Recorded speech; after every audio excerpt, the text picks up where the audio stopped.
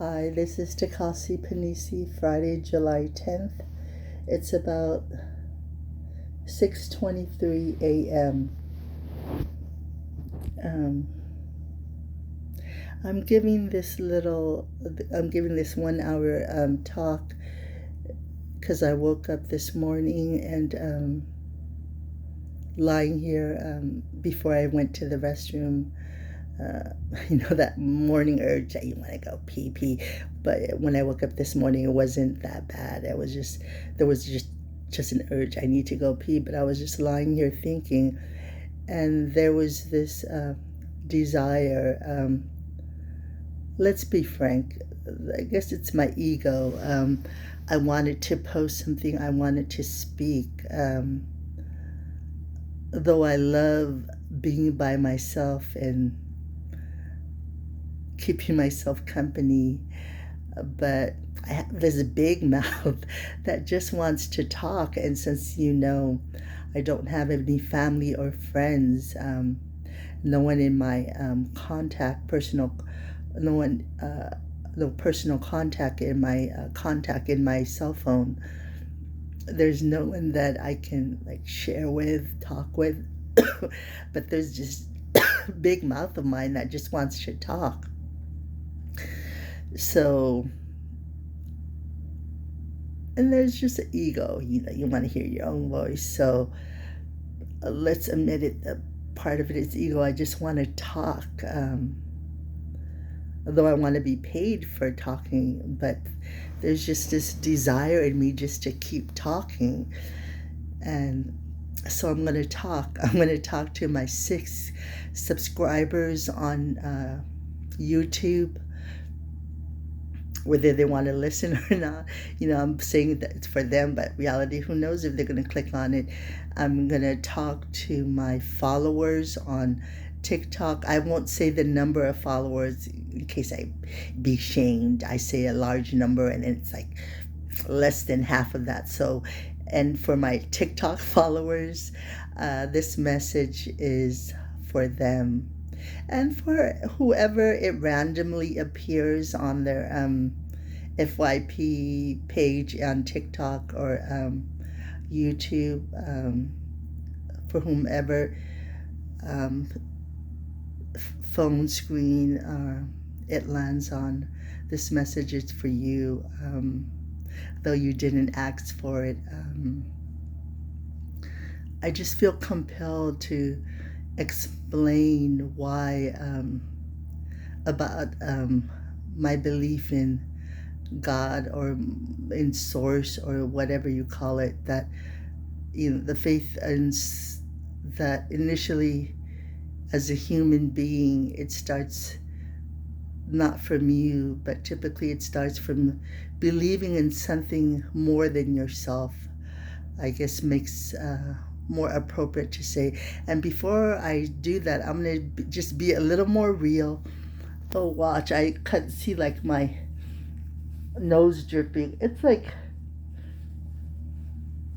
a side note. This is kind of funny. Like for the last, I think since I was in like 25, though, like in my 30s, I always have like this runny nose. Not running, like constantly running, but like I can never, it always feels stuffed up, even though when there are certain smells, it definitely doesn't affect that. The stuffiness doesn't affect it. Certain strong smells, delicious smells, and like not so delicious smells just permeates and goes to my nose. So I don't know.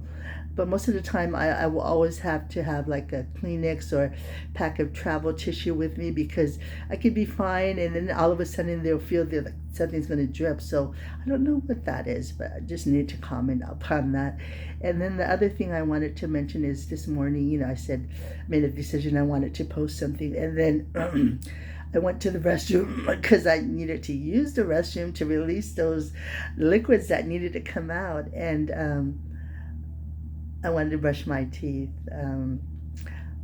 because that sensation of so I went to the restroom, and just as just as I was about to sit down on the toilet, and by the way, the bathroom was noxious, like liquids, undetermined liquid on the floor, paper towels, You can imagine, but I need to go to the restroom. So I went there, put my foot, my slip on sandals that I have, about to sit down, sit down and pull my undies down, and then whoosh, liquid came out of my nether regions and you know, struck my underwear, and then I pulled it down and it was partially wet.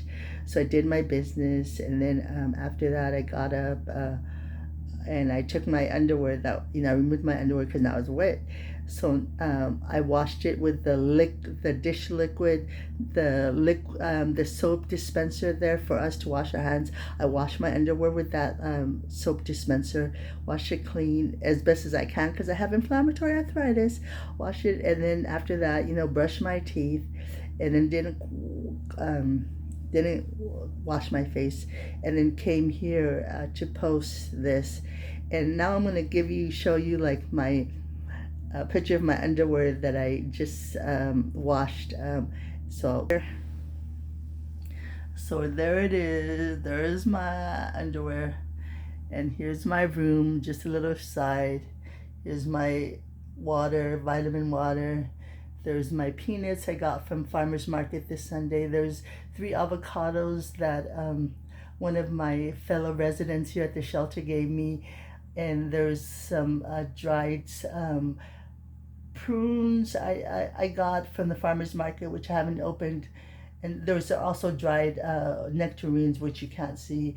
So the clothing I've worn, my robe, my guitar, acoustic guitar for my lessons, and my extra blanket, and then here my hairbrush, my hair ties, my towel, and there is my shoes on the floor. So the reason why I just explained about me, like that little gush of liquid before I sat down to release my liquids, is that I just want to let you know this is real. Typical person won't show you, like somebody's like, she pissed in her pants. Why is she telling us? Like, gross. And she washed her underwear. Why is she showing us? Oh my God, isn't she embarrassed? No, I'm not embarrassed because I'm 55-year-old and sometimes that happens. I don't know if it ever happened to you when you went to pee and and liquid came out immediately before you pulled, and plus with my arthritis I'm not so quick at pulling my underwear down, which was why when I really had it bad, I just wore dresses with no underwear so that when it came, it just there and it gushed out. But anyway, that's why I talk about these things, just to show that this is real. That I'm not AI. That's why I say it. And maybe there's a part of me that just wants to be like different from everybody else. But anyway, that's why I talk about those things. And that's a part of life, is that, people don't mention those things, but just to let you know, I mention these things and I think about those things because that helps to keep me grounded, to realize that no matter how much I think I know about what's going on in the world, reality is I'm just an imperfect divine soul living in a human vessel, trying to make sense out of the world that I live in. And this is one of the ways I ground myself, is when I concentrate. It's not that I concentrate, it just comes to my mind. When I think about things like that, like pissing in my underwear earlier and washing it with the soap dispenser for washing your hands. Really I could have gone and gotten my hand soap from body soap that I got from Sprouts, and use that to wash, but that's too much effort like this. And then I'm thinking when I do my laundry, I can just I'll probably do my laundry in the next 1 or 2 days, then I can just throw it in there and wash it again. But aside from that, that's what keeps me grounded. It keeps me from having a big head, so to speak, from being egotistical, from thinking I'm all that. Things like that keeps me grounded. So that's why I mention it. But yeah, there's desire in me to speak about source. And I'll just kind of like, oh, I see like right as I'm talking to you, I see like eye booger. I don't know what the real like medical term is for like eye booger, but you see it clearly that eye booger. So I'm gonna take it. Oops. I remove that eye booger, put it on my tissue, and yeah, gross. But anyway, yeah, I'm just kind of, I don't know, feel these compulsions, and I can hear in my mind like somebody say, "Lady, you feel compulsion, you feel a desire, but we don't want to watch you. We don't feel your compulsion to watch you. So why are you doing it?" But I'm just saying, really, that's what I feel is like this. I feel this compulsion, this desire to speak, and I have a big mouth. As a homeless woman in New York told me, African woman, like I started approaching her to give her a cup of coffee, hot cup of coffee, and just from way off, she said, "You leave it alone. You got a big old mouth." And I don't know if she said swear words or something, but I backed away and started laughing because I was thinking, how does she know I have a big mouth? So it's absolutely, I do have a big mouth. I don't know if you measure it if I have a big mouth, but anyway, meaning I love to talk. And I never have an audience. I open my mouth and people are running away from me. Poor pitiful me. I got so much to talk in this big mouth, but nobody's listening. That's my ego talking. But anyway, so yeah, I have this desire, compulsion to speak. And I kind of want to explain. Oh my gosh, it's already 12 minutes and I barely even started. That's a problem with having a big mouth, is that you have no problem talking. You can like talk randomly about nothing for forever. But anyway, 12 minutes, I'm quite aware I have 60 minutes because TikTok, I only have the ability to upload 60 minutes. So blah. But anyway, I moved to the shelter in March 2025, and I was all cool, accepted everything in life, and I was just thinking like, oh, get my what to do once I get my Social Security disability, which wasn't approved until January. But prior to that, I was all like just thinking, imagining life, wondering, and just being happy, really happy. Like, but then occasionally going to my brother and Sione and Lola's apartment. But then I was realizing that, things weren't, and it was me being blind. I left there because I knew they didn't want me. Reality, they said, they were afraid that the rent would be increased by the landlord. But honestly, I was thinking to myself, even if it was like if the rent was raised, like my sister-in-law was receiving IHSS benefits. She was signed as my IHSS benefits. So logically in my mind, I was thinking like, even if they raised the rent, the amount of money that she's getting from IHSS should cover however much they raised the rent, like, right? Well, that's what I was thinking. I never told them, but that's what I was thinking. But, they didn't want to add my name to the list. And I was lying to myself. They told me that they loved me. They wanted me to, they had offered over the years for me to move in with them, but I had been living in Utah, then Bellingham, Washington, and then I moved to Vegas. So when I had that incident of being struck, so a shock for me with inflammatory arthritis, I thought instantly, oh, I'll just move in with Sonia and Lola. But I digress. So I knew then, and then when I came and lived in the shelter, many times I heard that, because I would speak with them, go over there occasionally before I was just to check on my brother Sione, get stuff from my that I had there in the room that I had stayed in, because all my possessions were there. And I would hear they went on trips, and there was a part of me that kind of like felt like, why didn't they invite me to go on their trips? Then I thought maybe it's because they didn't want to pay for me, um, the extra cost, pay for me, because they would go with their neighbor, Liza, beautiful soul too, who was like a sister or a younger sister to them, or a daughter, uh, more no, more like a sibling, a very good friend, family. And the three of them would go on trips, and sometimes I would be like, well, why didn't they ask me if I wanted to go? But then I thought, I'm not contributing any money. Maybe, they don't want the additional burden.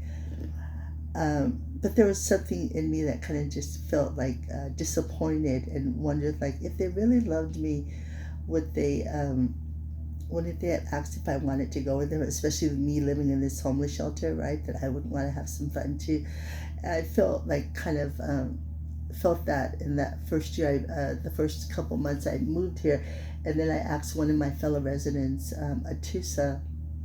I said, Atusa, is it me? Like, am I being like thinking too much? But I kind of feel disappointed in my brother and his wife that when they go on trips, they haven't invited me. And then she said, I forget what she said, but she kind of just conveyed to me that I was just thinking too much, that it's not that they didn't think of me, it's just that they, other thoughts. So then I was thinking to myself, oh, yeah, maybe I'm just being too much, like, But reality came as I was going, is that I realized, like, which I had known all along. Like, a lot of times stuff, but you just refuse. And I guess a big part of me refusing to know was because I really didn't have any,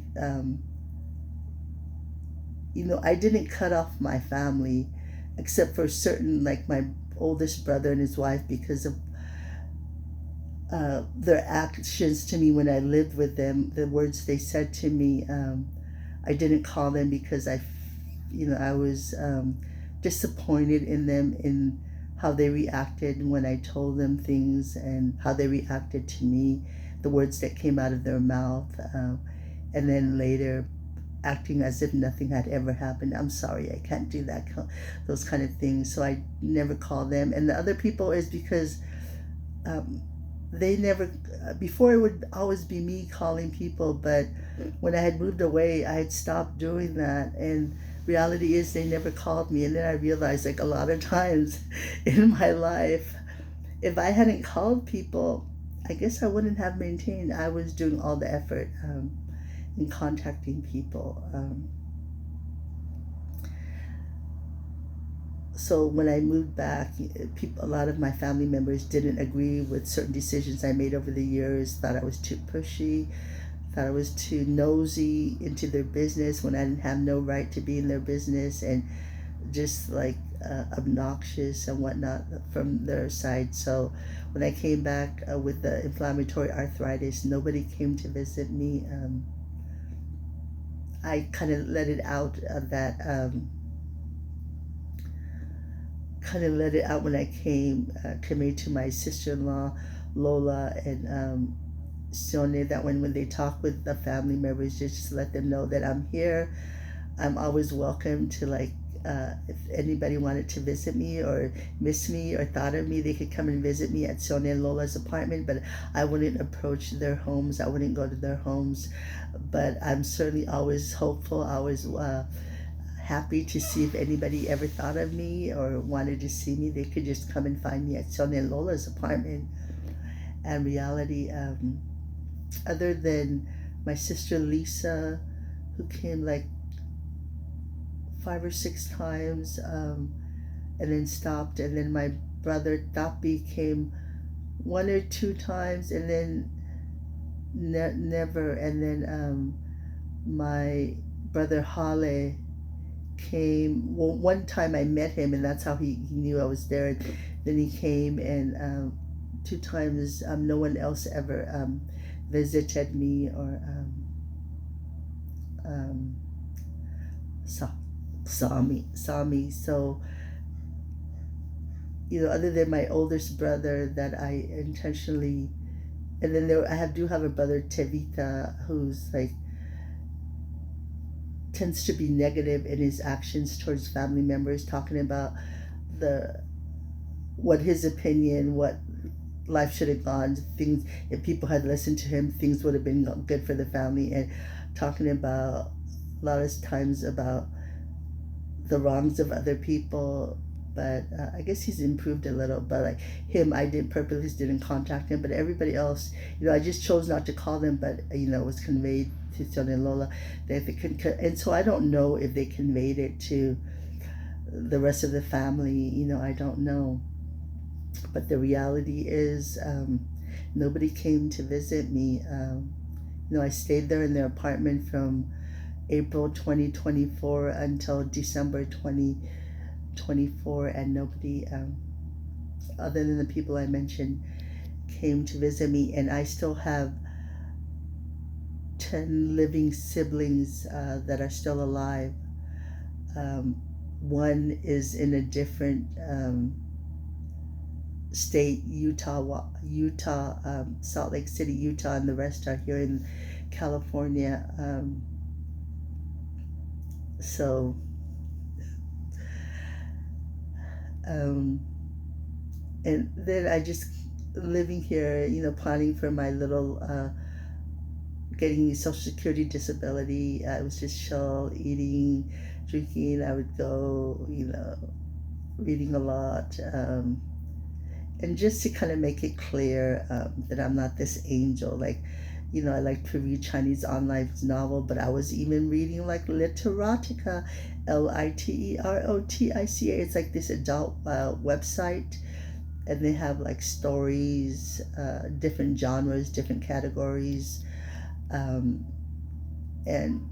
I would read those. And sometimes I would read like the younger partner, younger partner, older partner. I would read the genre of gay couples, lesbian couples once in a while, but I wasn't really interested in that. Like I would read more of the gay couples, and then the incest, incest. Yes, I would read the incest stories. Mother, son, father, and I would read those stories. I think, to be honest, like when I was in my 30s, when I first discovered this website, I want to say that I was sexually stimulated by reading incest stories, but I don't remember. It's like when you get older, you tend to forget certain things, that especially the things that you ought not have done. So I don't know, maybe consciously I've just forgotten it, but I'll just say it, possibly I was sexually stimulated. But I just kept reading those stories, and there was a genre where it was there was this rich person that captured families, especially like parents with like teenage daughter and son, and they would lock them up in this cage where they had just like one bed, or one large bed, and they would remove their clothing, just underwear or a bra, and and the males would be nude, and they'd be confined with little food, and he'd be watching them through a video camera. And then got to the point, the whole point was he wanted to see like their sexual behavior, kind of like an experiment. He wanted to see their sexual behavior when they're thrown in a condition with their children. And eventually all the stories, eventually the wife has to remove her last piece of clothing to take a shower, or something happens and she has to remove it, and the daughter too. So they're all nude, and the days continue when they're nude and they're confined in close confines. Then of course, obviously, according to these stories, like the sexual nature takes over, and forget like inhibition, forget morality, forget that they're the parents of these two children. I mean, two teenagers. Forget all that. It's just sexual lust overpowers, and the wife and the son have sex, and the daughter and the father have sex, and he's watching this, this man, which we never know his name except like he's conducting these experiments. He watches it because that's his end goal, right? To see them lose the morality that humanity, that we have, right or wrong, so to speak. And, they have sex and it becomes natural that they're all having sex with each other. And then eventually, once they get to that point, several days, he releases them because that's his end goal. And I guess the other part is like, he doesn't go into it, but like he's probably like observing what happens. And a lot of times in his stories, like when they go back, like the husband and wife, the husband and father end up having relationships with their children, and in some cases where it's just like a father and a daughter, like the wife is gone from the picture, it's just a father and a daughter in the cage, or it's just a mother and a son in the cage. A lot of times the end story, the afterwards, is that when they're released to society, they end up like going somewhere and living as a married couple, changing their identities and stuff, and living as a married couple, having children, which kind of amazed me because like a lot of the stories, like the people, the daughters or even the mothers end up having children to their fathers or to their sons. But like, it's amazing. Well, it's fantasy, but like the mothers continue to have these children, and I know it's fantasy, but just like I'm wondering, like, where do they get that? Like, that it doesn't even make sense that they're gonna keep having so many children at that age. But anyway, I digress. But the whole point is that the whole, even though it's like it's talking about sex and incest, but the whole point really isn't that. The whole point is morality, is what people consider right or wrong, knowing that you are a parent, responsible for your child until they're 18 or so, right, in this United States, legally. But like the whole point is the morality of it. Like, this is somebody you're born out of your body, and now you're going to willingly choose to have sex with it. Is it right? Is it wrong? Right? And I know I know some of you are just like probably watching, just like what is she talking about? How can she talk about these things? This is disgusting. How can that woman sit there and smile and laugh and talk about this subject matter that is so disgusting, that is so abhorrent? How can she sit? And I'm talking, yeah, because it's real. And I'm not the only one that has these thoughts. And I'm definitely not the only one watching, reading those incest stories, because hello, pornography, which incest is included under pornography, is the highest grossing. So don't give me those eyeballs and that morality.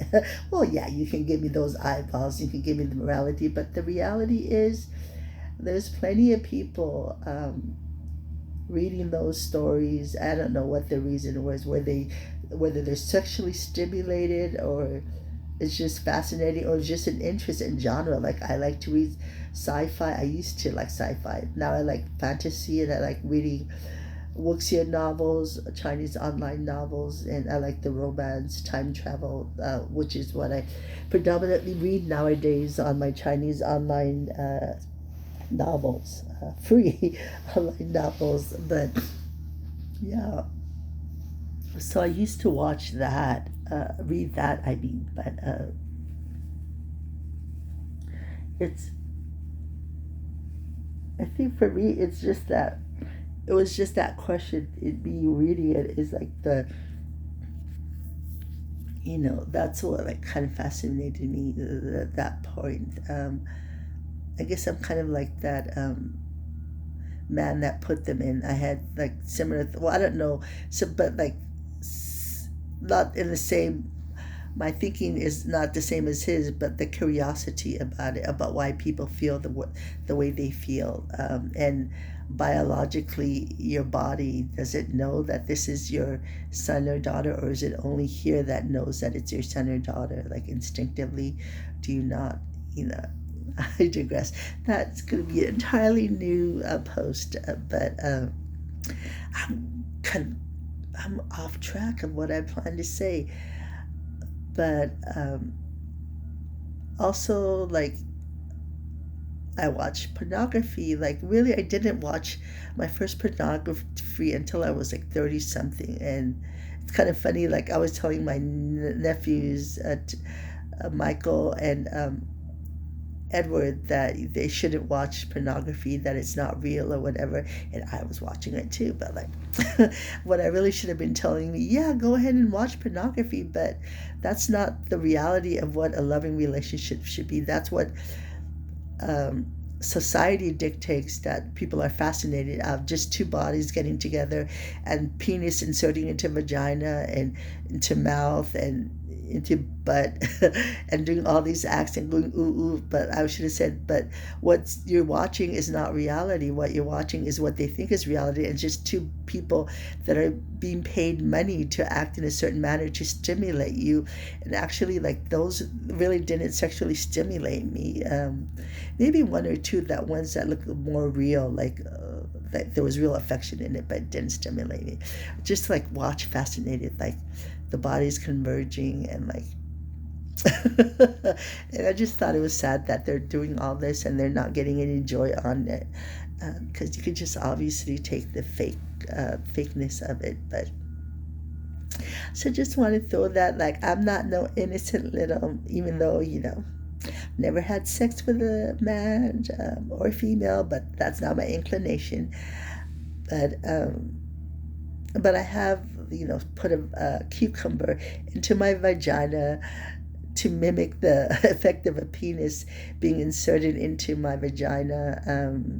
But yeah, so I truly don't know if I'm like technically a virgin or not. I could have been broken by a cucumber. Can you imagine that? Like in the stories, typically, a girl is a virgin until, like, unless she's into extreme sports or like riding a horseback, and somehow I guess the motion of riding a horse, like sometimes girls lose their virginity that way, and your hymen that way. So like 55 penetrated by a cucumber. Don't know if I'm still a virgin or not technically. I find it funny. But some people are like, this woman, how shameless she is. Does she know that is shameless? Does she know that it should be embarrassing, that most people would not talk about such private, indecent things? Like, really? And she has the shame to like laugh? Yeah, I have the right to laugh because it happened to my own body, and these hands inserted that cucumber into my vagina. So no, I'm not ashamed of it. And again, I talk about this unneeded, unwanted TMI, too much information, just to prove for you that I'm real. I'm not no AI. And I did insert it, so I don't know if I'm considered a virgin or not. And that's why I say these things, just to let you know this is real. This is as real as you can get. Have no shame about it. It happened. What am I going to do? I'm going to hide my face. I'm never going to show myself in public because, whoa. And then there's like cologne. Nobody ain't going to, like my ego wants like people to watch this. But like reality is, what, like 5 views? I don't care. I really don't care how people think about it. And the reality is, however you think about it, that's legitimate for you. However you think about it, that's legitimate. I can't say like, don't you think about that? How dare you say that about me? I can think it, and but does it change what you're going to do, how you think? No, it doesn't change. The reality is everybody in this world has a right to think what they think, to believe what they believe, right? That's the reality of this world. But people will be like, no, they can't think that way. No, that's wrong. They're thinking the wrong things. Yeah, we can think that, but can we change another person's way of thinking of it? No.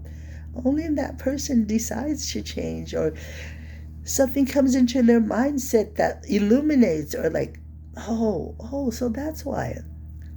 Other than that, we don't have the right or the ability to change anybody's way of thinking.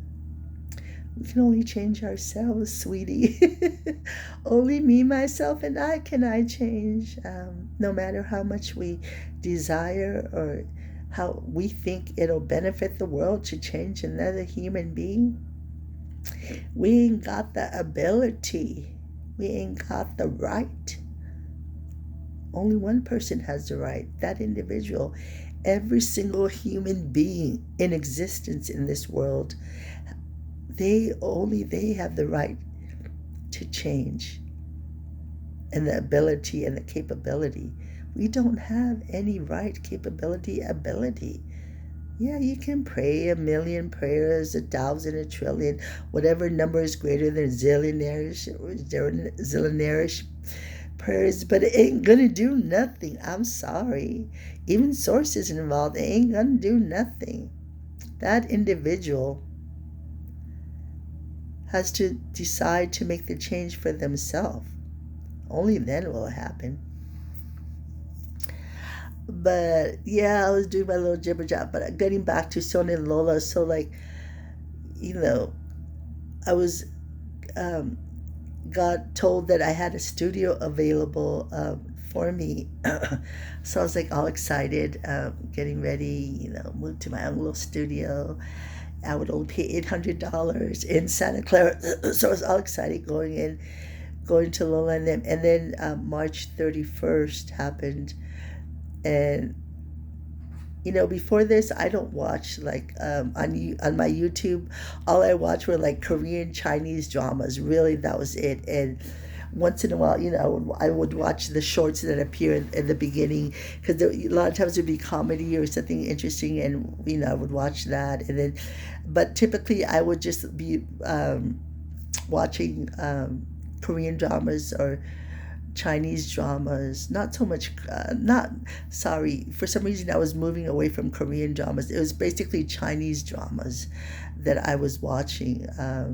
And I had moved away from like the 20, 30 episodes, and I was just reading short dramas that were on YouTube, like instead of like the 20 episodes or 15 episodes or whatever that they now had in YouTube, were dramas that were only like 1 hour or 45 minutes. So I was at March 31st. That's what I mostly I was reading my online novels, but there was also a little time where I would watch these videos, and that's what was all on my would come up in my YouTube page. And this March 31st, something about The Chosen showed up in my FYP in YouTube. Like, I'm not FYP, there's no FYP, but like appeared in my feed in YouTube, and I watched it, and it talked about like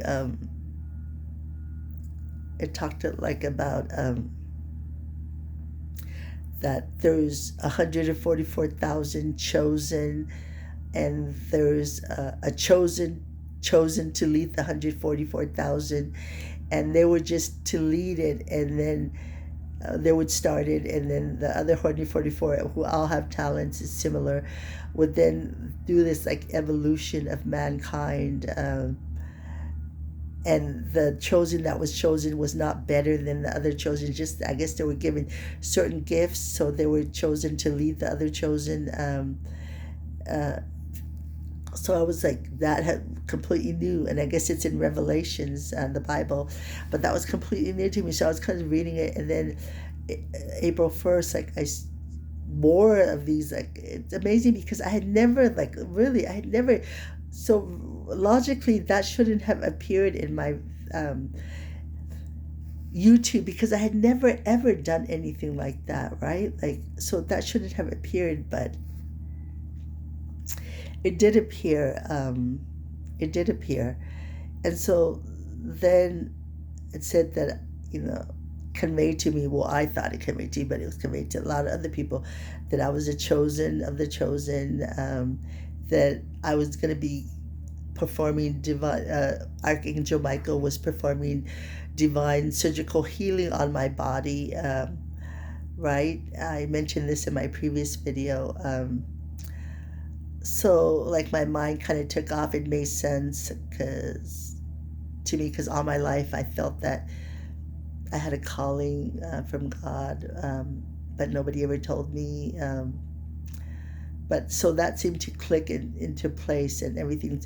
And then also I just got these feelings, knowledge that like that I had to be real, like that my brother Sione and Lola really didn't love me. Maybe they loved me, but not in the way that I know love is.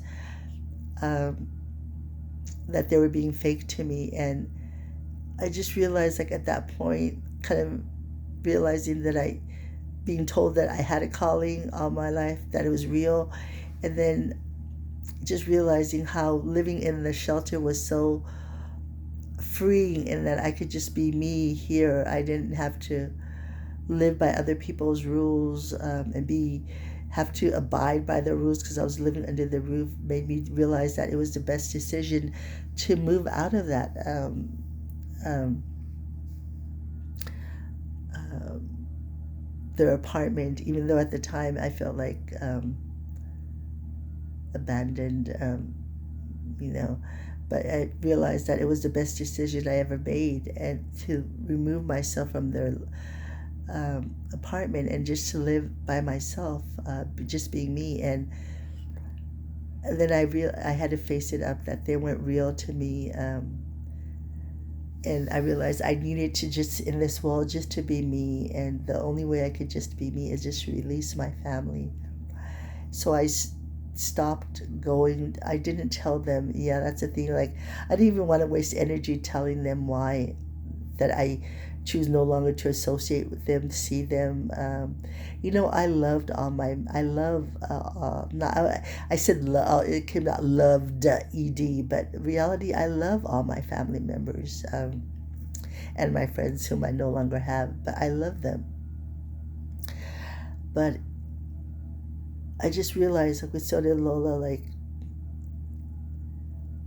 they were being fake for whatever reasons they were doing what they did, and I didn't want to even have the desire. I don't have the desire to speak to, see them, to explain why I'm doing what I'm doing, because they know how they have acted toward me. They know their intent, so there is no reason for me. And even if I did say it to them, there's always the possibility to be like, no, we don't feel that way. No, you're taking it wrong.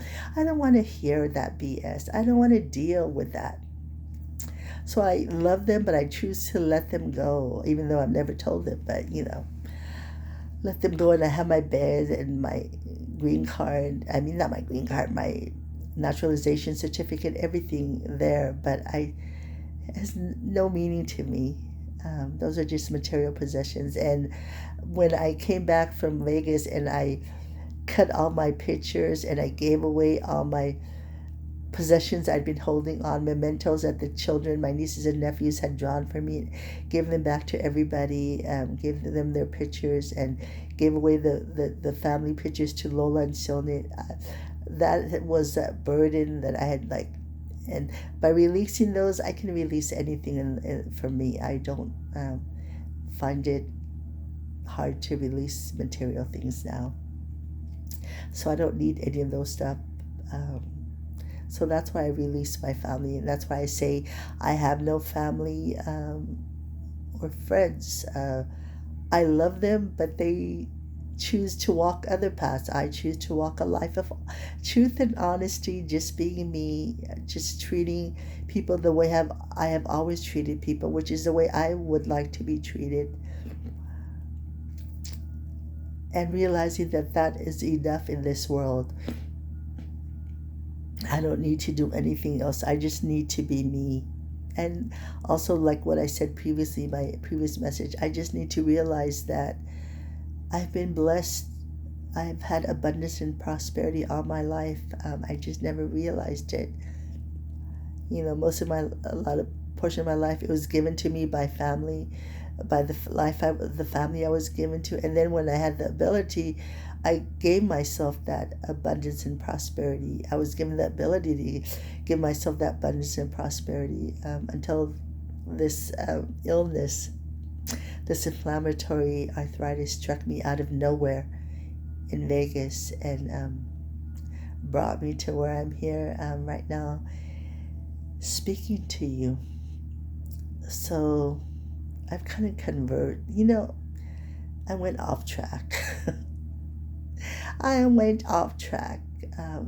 So I have 15 minutes. So basically, what I wanted to say is the reason for ism, like, I have a difficult time, like, now to say I pray. I have a not difficult, but I'm unable to do it because of what I know and believe to be truth for me, because reality is there is no God. Like a lot of people have said, is that when we pray, we assume, prior to this, we assume, like I did, like we're praying to a God. There is no God, so to speak. We are God. Every single one of us is God, because we are all connected to each other. Even though we have this false illusion we're living under that there's separation, there isn't.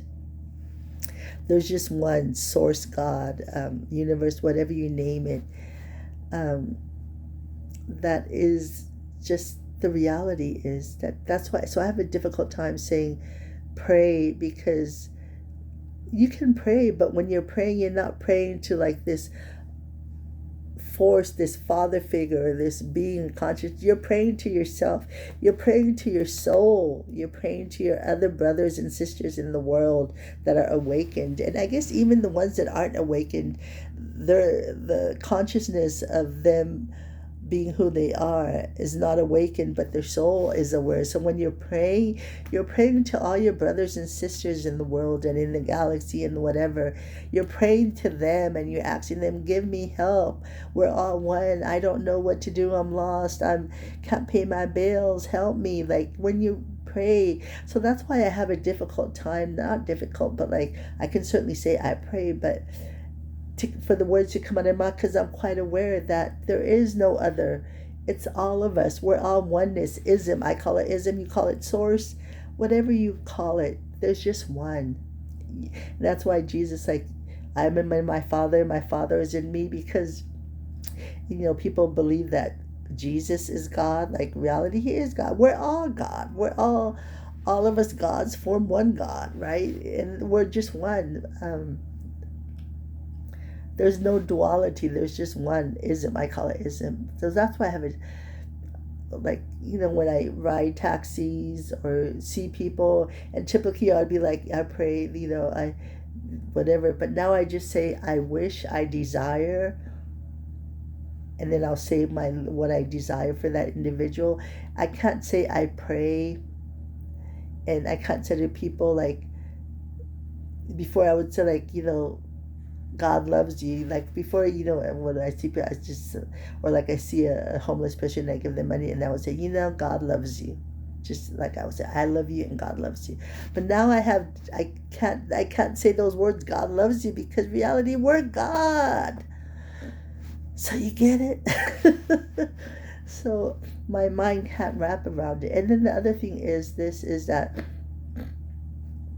we're ism, oneness, whatever, but the psychics are still like getting their downloads, from the Arcturians or whatever. Like I don't get those downloads, and that's the kind of thing is like. And when I see like the websites and they're saying, God loves you, God's telling you you're doing a good job, like I have a hard time like accepting those messages, because I am God. So what is He telling me? You're doing a good job. And then there was one that was yesterday I saw like on YouTube, I believe, and it was saying like, God wants you.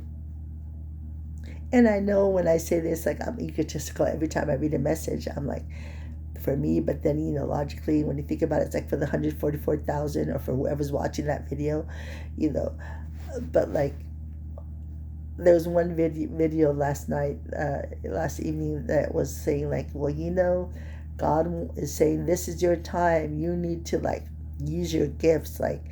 And it's like, and God is telling you, you need to do your gifts, because this life is not about you. This life is not about you. This life is like about you using your gifts to benefit humanity for God's purpose, because you are here for God's purpose, right? And that, I saw that and I was like, sorry. really, I'm not sorry. It's like, I'm not going to, that message doesn't gel with me because reality, there is no God. We are all God. So it's like saying there's the controller of all, the God, and saying like, you're doing a good job, honey. But remember, I love you. But remember, honey, I gave you this gift because I have a purpose for you. And your purpose is not to be you and all good, gooey feeling. Your purpose is to do what I say you're going to do to benefit humanity. I'm sorry. No, I'm not sorry. I guess it's like a natural. I've been kind of programmed. I programmed myself to, when I say something that is not in agreement with someone else, and I'm going to be, when I guess I've kind of programmed myself that when I'm going to make choices for myself, when I'm doing for the best of me, I automatically say sorry. Like, I apologize that I'm an individual. I'm sorry that I can't do what you want me to do. I'm sorry that I have a heart. I'm sorry that I have a brain that tells me, you're an idiot if you do what they tell you. So it's like when I say sorry, it's like an automatic that I programmed myself to like apologize for being me. So I'm not sorry. I'm not going to follow what I'm told to do. I'm told that this life is not for me to live, it's to live by certain constraints, because I guess I agreed when I accepted this assignment to abide by certain. So I'm not sorry. I'm not going to do it. Whatever it is that I'm told to do, I'm just going to continue, like I said, just being me. Tuakase Panisi 55. I think I have $4,000 after all the spending I did. Music lessons, guitars, swim lessons. I think I only have paying off my 2,101 bill, which I got down to 1,050. Paying off my $550 naturalization certificate for a new one to be issued. I think I'm down to like 4,000 or 3,000. No, I think I'm down to like 3,500 in my checking account, and like my, right? So like, tokase panisi, with that amount of money that I just said, all I have to do in this life is just be me. I choose. It's not like I walked into it randomly. I intentionally choose to live a life of truth and honesty, just being me, treating people the way I've always treated, which is the way I would like to be treated.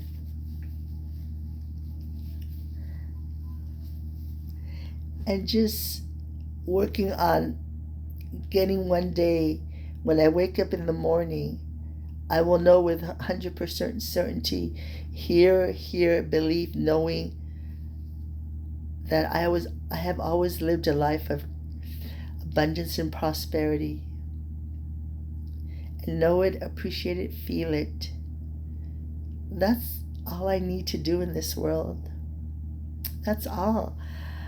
Yeah, I said it out loud. I want to be paid for speaking my truth. And I didn't just say paid, I said heavily compensated for speaking my truth and being views about the world. I said it. And I said I want to buy my own home with no down payment, just flat out buy it out with cash.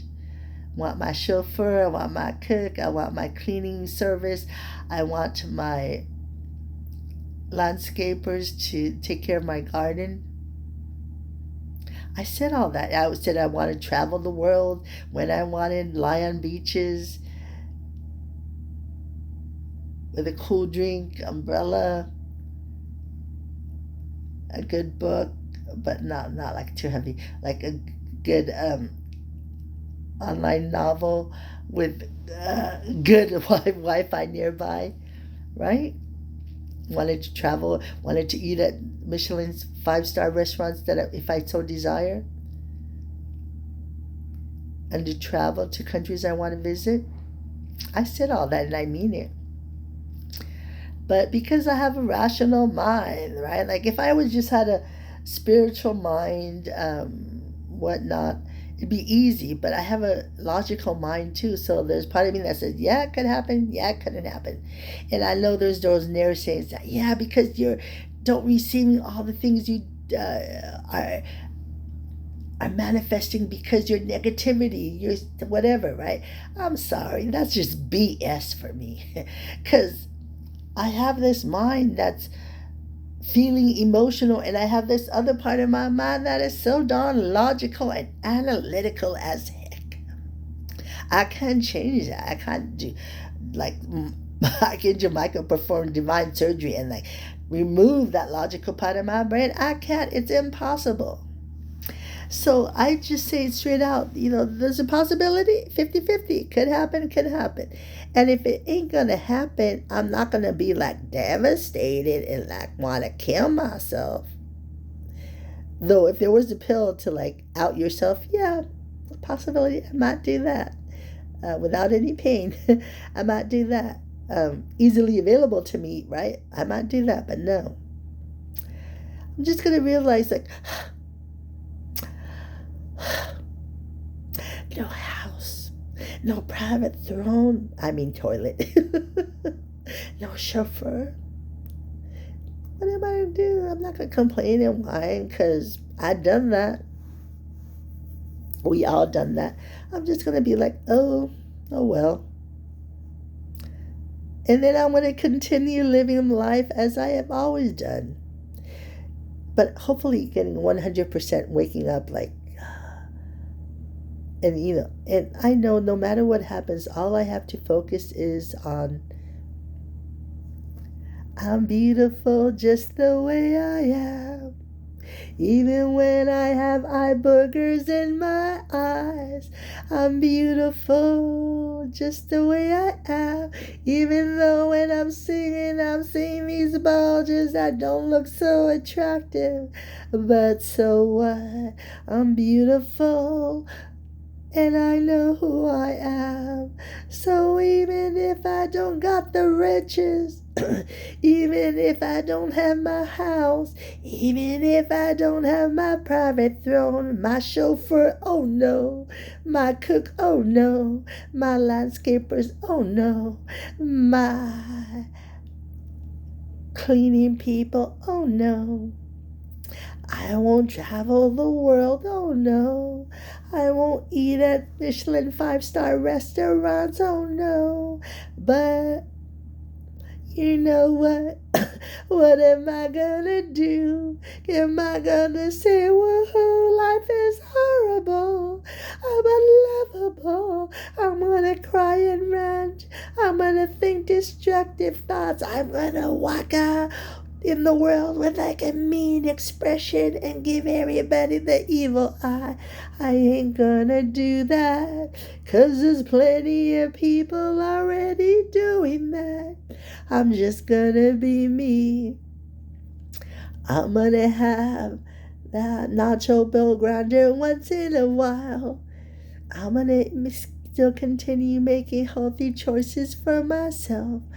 Because as long as I know who I am, as long as I know that all I need to do in this world is be me, that is enough. And I will continue treating people the way I've always treated people, just 'cause it makes me feel good to see their smile.